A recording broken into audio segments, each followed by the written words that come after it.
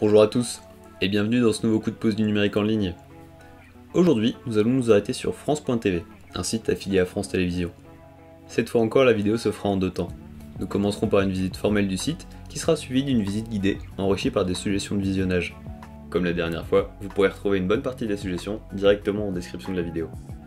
Pour accéder au site, lancez votre moteur de recherche, cherchez France TV et prenez le résultat France.tv. Généralement, ça reste le premier résultat. Une fois sur le site, comme pour Arte, vous aurez l'option de recherche qui vous permettra de cibler directement un contenu que vous voudriez déjà voir. Puisqu'on en a parlé des contenus, sur le site de France.tv, vous trouverez à la fois des replays d'émissions que vous avez pu voir sur les chaînes du groupe France Télévisions, mais aussi des vidéos exclusives au site.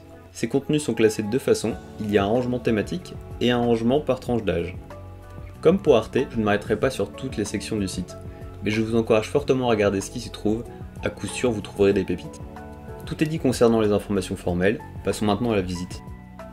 Côté collection, je vous conseille d'aller regarder ce qui se passe du côté de Liberté, Égalité, Culotté, une playlist qui regroupe tout un tas de vidéos autour de la question de l'égalité homme-femme.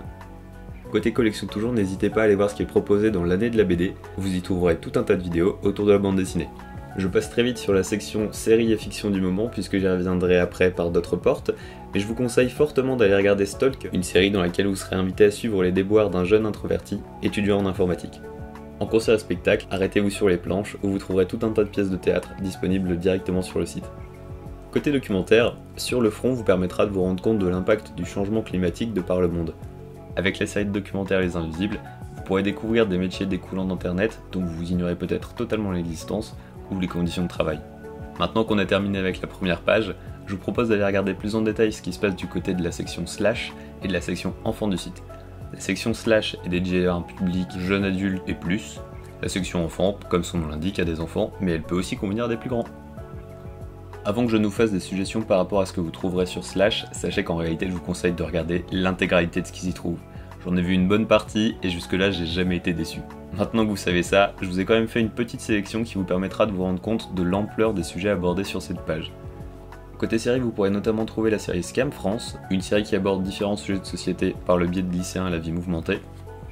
Je vous suggère aussi la série Preview, une série qui propose une vision particulière sur ce que pourrait être YouTube dans le futur, avec un petit côté Black Mirror. Les Engagés, une série qui vous propose de suivre un jeune découvrant son homosexualité qui va s'engager pour cette cause.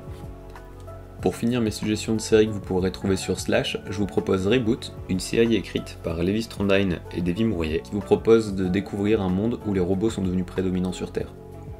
Côté documentaire, la série YouTubeur Les risques du métier vous permettra d'avoir un nouveau regard sur ce métier. Avec la série de documentaire Inch'Allah peut-être, vous partirez à la rencontre de jeunes Palestiniens qui vous parleront de leur vie et de leur aspiration pour le futur. Je vous conseille aussi Le Masque et la Brume, une série de reportages sur l'impact de la pollution en Chine, vue par des artistes et des créateurs vivant dans le pays. Pour finir la visite, je vous propose d'aller voir sur Oku, la section jeunesse du site, que vous pouvez d'ailleurs trouver en application pour tablette. Ici vous pourrez trouver Didou, un dessin animé qui permettra à vos enfants d'apprendre à dessiner, nous avons d'ailleurs pu vous le recommander déjà sur notre page Facebook. Toujours pour les plus jeunes, les pyjamasques leur permettront d'avoir leur dose de super-héros. Pour que les plus grands aient aussi leur dose de héros, n'hésitez pas à leur présenter les As de la Jungle, un groupe de héros qui s'est donné pour mission d'aider les animaux de la jungle.